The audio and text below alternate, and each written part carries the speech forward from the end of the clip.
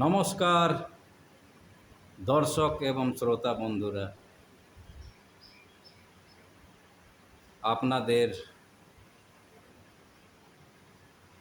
স্বাগত আছে আমার নতুন ইউটিউব চ্যানেল ইনসানিয়াত ইন্টারন্যাশনালে।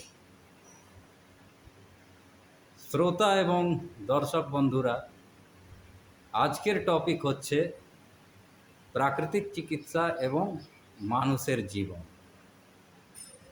প্রাকৃতিক চিকিৎসা মানুষের জীবনকে কিভাবে বদলাতে পারে, নিজেকে সুস্থ রাখার জন্য কিভাবে সহযোগিতা করতে পারে, এগুলো আজকের আলোচনার বিষয়বস্তু হলো।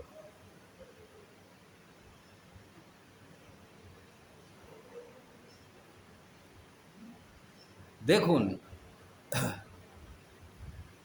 মানুষকে বেঁচে থাকার জন্য অক্সিজেন, হাওয়া প্রকৃতি দেয়, জল, অক্সিজেন ছাড়া মানুষ বাঁচতে পারে না, জল প্রকৃতি দেয়।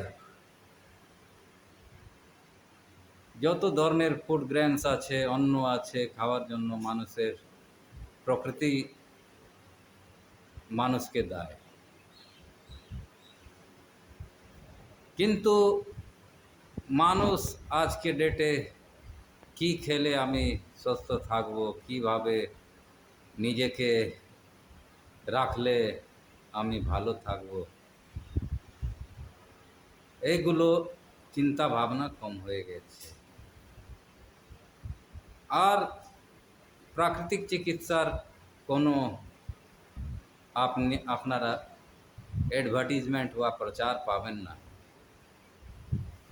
ইউটিউবের ইতিহাসে প্রথম আমি শুরু করেছি প্রাকৃতিক চিকিৎসা নিয়ে আলাপ ও আলোচনা।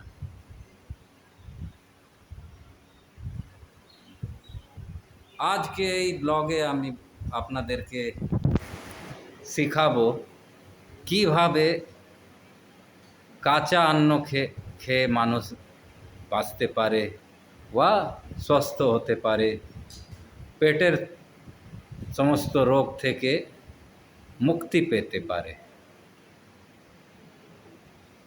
যাদের আজকে ডেটে কনস্টিপেশন একটা শহরে বা গ্রামে যেরকম লাইফস্টাইল হয়ে গেছে, যেরকম মানুষের দিনচর্যা হয়ে গেছে, তো সময় বা পরিশ্রমের জন্য সময় মানুষ কম পাচ্ছে। মানুষ বড় বড় শহরে, মহানগরে ফ্ল্যাটে থাকছেন, ফ্ল্যাট থেকে আবার টু হুইলার বা ফোর হুইলার নিয়ে নিজের কর্মক্ষেত্র যাচ্ছেন, অফিস যাকে বলা যায়। তো এটাতে কি হচ্ছে, কি হাঁটার অভ্যাস মানুষের কমে যাচ্ছে। যে পরিমাণে মানুষ ইনটেক করছে খাবার জিনিস, সেরকম পরিশ্রমের অভাবে কি হয়, সেটা ডাইজেস্ট হতে পারছে না। এর ফলে বিভিন্ন ধরনের পেটের রোগ মানুষকে, যেমন অম্ল, কনস্টিপেশন, কৃমি, এগুলো মানুষের পেটে হয়ে যায়। কাঁচা অন্ন খাবার পদ্ধতি কি আছে, এটাতে যদি বলা যায়, গমকে যদি মানুষ কাঁচা খায়, জলে ভিজিয়ে দিয়ে 10 থেকে 12 ঘন্টা জলে ভিজিয়ে তারপরে সকালবেলা ওটাকে পানি দিয়ে ধুয়ে যদি খায়, তাহলে 10 থেকে 14 দিনের মধ্যে মানুষের কনস্টিপেশনের সমস্যা সরে যাবে। এখানে প্রশ্ন আসছে কি পরিমাণ কি থাকবে, তো পরিমাণ অল্প পরিমাণে খেলেই ভালো। অল্প পরিমাণ বা যার যত ক্যাপাসিটি আছে সেই অনুযায়ী। আমার বিনীত নিবেদন এই যে আপনারা গমের উপরে এক্সপেরিমেন্ট করে দেখুন।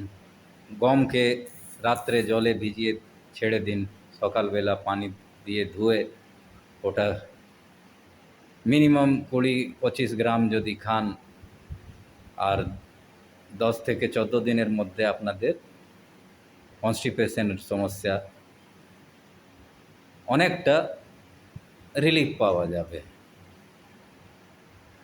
আজকে এই ব্লগ দর্শক এবং শ্রোতা বন্ধুরা আমি বেশি লেন্দি করছি না।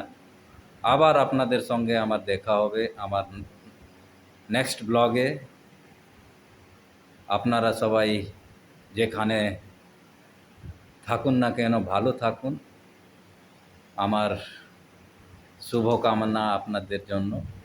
এটাই বলে আমি আমার ব্লগটা এখানেই সমাপ্ত করছি। নমস্কার।